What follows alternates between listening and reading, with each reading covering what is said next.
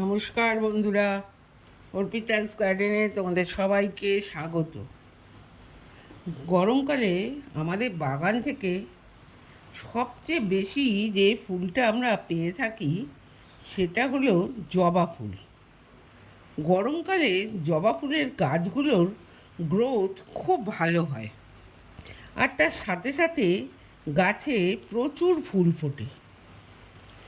কিন্তু এই গরমকালে যাদের গাছে একদমই ফুল ফুটছে না, বা গাছেরও সেভাবে বৃদ্ধি হচ্ছে না, অথবা গাছের পাতাগুলো কিছুটা ছোট হয়ে গেছে, আজকের ভিডিওটা তাদের জন্য। ভিডিওটা স্কিপ না করে সম্পূর্ণ দেখতে থাকো। আশা করি তোমাদের জবা গাছের যে সমস্যা হচ্ছে তার সমাধান তোমরা করতে পারবে। দেখো, আমরা অনেকেই গাছে রাসায়নিক সার দিতে পছন্দ করি। আমাদের ধারণা, রাসায়নিক সার গাছে দিলে গাছ তাড়াতাড়ি বৃদ্ধি পায় আর গাছে তাড়াতাড়ি ফুল ও ফল আসে।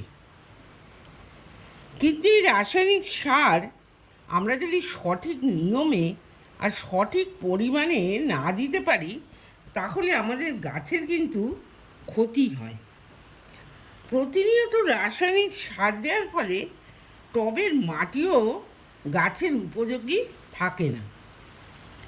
এর ফলে গাছের শিকড় সঠিকভাবে বৃদ্ধি পায় না, গাছের কাণ্ড শক্ত আর সবল হয় না, এমনকি গাছের পাতাগুলো বেশ ছোট হয়ে যায়।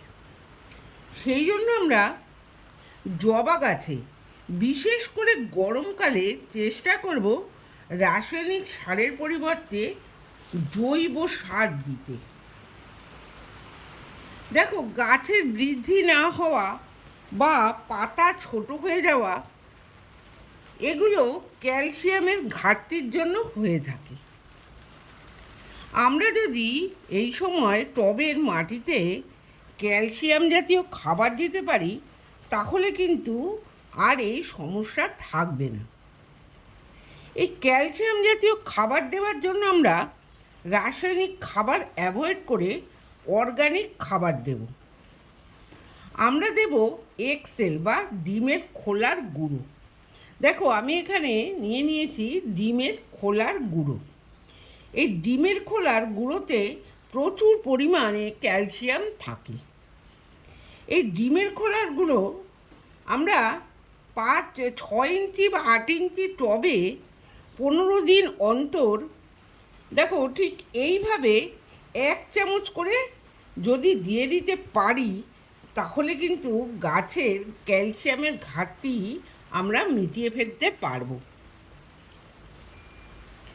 আর ধীরে ধীরে গাছের গ্রোথও কিন্তু বাড়তে থাকবে, কাণ্ডও মোটা হবে এবং গাছের পাতাও বড় হতে থাকবে। জবা গাছের দ্বিতীয় সমস্যাটা হলো, গাছে কুঁড়ি আসলেও সেই কুঁড়ি ঝরে পড়ে যায়, সেই কুঁড়ি থেকে আমরা ফুল পাই না। গরমকালে যখন আমাদের জবা গাছগুলোতে কুঁড়ি আসবে, তখন আমরা দুটো কাজ করব। সেই দুটো কাজের প্রথম কাজটা হলো, আমরা খেয়াল রাখব যে টবের মাটি ময়েস্ট আছে কি না।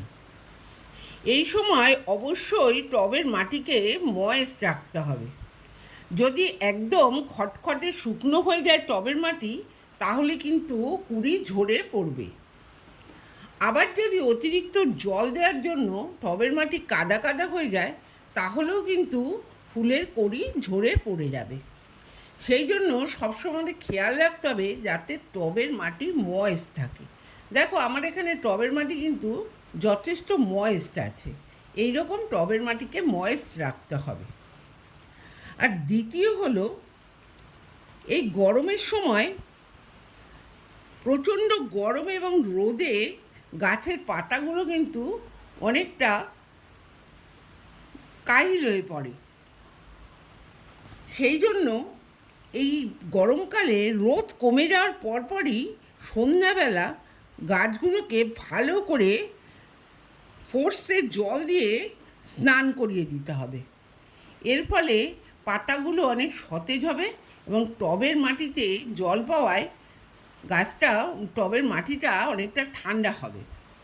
এর ফলে কিন্তু গাছের সেইভাবে করেই ঝরে পড়বে না। সেই জন্য এই কাজটা আমাদেরকে গরমকালে জবা গাছের ক্ষেত্রে করতেই হবে। আর এই দুটো কাজ যদি আমরা সঠিকভাবে করতে পারি তাহলে কিন্তু আমাদের গাছের একটা কুড়িও ঝরে পড়বে না। এবার আসি আমরা গাছকে কি খাবার দেব।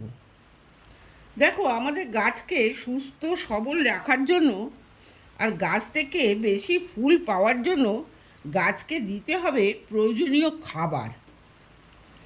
গরমের সময় আমরা কখনোই এই জবা গাছে রাসায়নিক খাবার দেব না, আমরা দেব অর্গানিক খাবার। দেখো, চলো তাহলে কি খাবার দেব। দেখো, এখানে আমি নিয়ে নিয়েছি কলার খোসা আর পেঁয়াজের খোসা।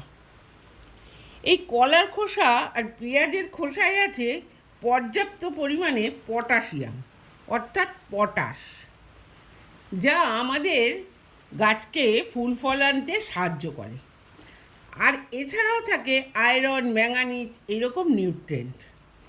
এই দুটো উপকরণ আমরা খুব সহজেই আমাদের রান্নাঘর থেকে সংগ্রহ করে নিতে পারি। এবার দেখো, আমি কলার খোসা, পেঁয়াজের খোসা একদিনের জন্য 1 লিটার জলে ভিজিয়ে রেখেছিলাম। তোমরা ওইভাবে একদিনের জন্য এই দুটো উপকরণকে জলে ভিজিয়ে রাখবে। পরের দিন এই জল ছেঁকে নিয়ে আমরা প্রতিটা গাছে আমাদের প্রয়োজন মতো, সেটা 1 কাপও হতে পারে, 2 কাপও হতে পারে, আমরা আমাদের গাছে দিয়ে দেব। এই তরল সার যদি তোমরা দিতে গিয়ে কিছুটা বেশি হয়ে যায় তাতেও কোনো অসুবিধা নেই, কারণ এটা একটা জৈব সার। এই তরল জৈব সার দেওয়ার ফলে গাছের মাটি ঠান্ডা থাকবে, গাছের পটাশের চাহিদা পূরণ করবে, পরে গাছে প্রচুর পরিমাণে ফুল ফল আসবে, গাছের কুড়িও ঝরে পড়বে না। দেখো, সবশেষে এই সময়ে যখন আমাদের গাছে ফুলের কড়ি আসবে বা ফুল ফুটবে, তখন আমাদের গাছে যদি পোকামাকড় আক্রমণ হয়, সেই পোকামাকড়ের আক্রমণ হলে সেই কুড়িগুলো কিন্তু নষ্ট হয়ে যেতে পারে। সেই জন্য আমরা কি করব। দেখো, এখানে আমি নিয়ে নিয়েছি বেশ কয়েক দানা রসুন আর কয়েকটা কাঁচা লঙ্কা। তোমরা ঝাল বুঝে কাঁচা লঙ্কাটা নেবে, ঝাল হলে এরকম 3-4টে নেবে, যদি ঝাল কম হয় তাহলে আর একটু বেশি নেবে। আর নিয়ে নেব হলুদ। এই রসুন আর কাঁচা লঙ্কাকে ভালো করে মিক্সিতে পেস্ট করে আমরা 1 লিটার জলে মিশিয়ে নেব। তার সাথে মিশিয়ে দেব এই 1 চামচ হলুদ। এই মিশ্রণটা আমরা ভালো করে মিশিয়ে নিয়ে 20 মিনিটের জন্য রেখে দেব। এবার রেখে দেওয়ার পর আমরা মিশ্রণটাকে খুব ভালো করে ছেঁকে নেব। দেখো, আমি এইভাবে এই মিশ্রণটাকে তৈরি করে নিয়েছি। আমার এই কীটনাশকটা আমার চ্যানেলে দেওয়া আছে, আমি তোমাদের এন্ড স্ক্রিনে দিয়ে দেবো, তোমরা দেখে নিতে পারো।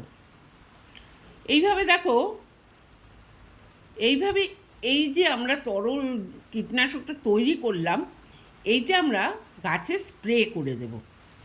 এইটা যদি আমরা 7 দিন অন্তর অন্তর সঠিকভাবে স্প্রে করি তাহলে কিন্তু গাছে আর কোনো পোকামাকড় লাগবে না, এবং গাছও কিন্তু অনেক সুস্থ এবং সবল থাকবে, এবং আমাদের গাছে প্রচুর পরিমাণে ফুল ফুটবে। এই ছিল আমার আজকের ভিডিও। আমার ভিডিওটা যদি তোমাদের কাছে ভালো লাগে বা তোমাদের কাছে কার্যকারী বলে মনে হয় তাহলে কিন্তু অবশ্যই লাইক, কমেন্ট এবং শেয়ার করে দিও। আর আমার চ্যানেলে তুমি যদি নতুন হয়ে থাকো তাহলে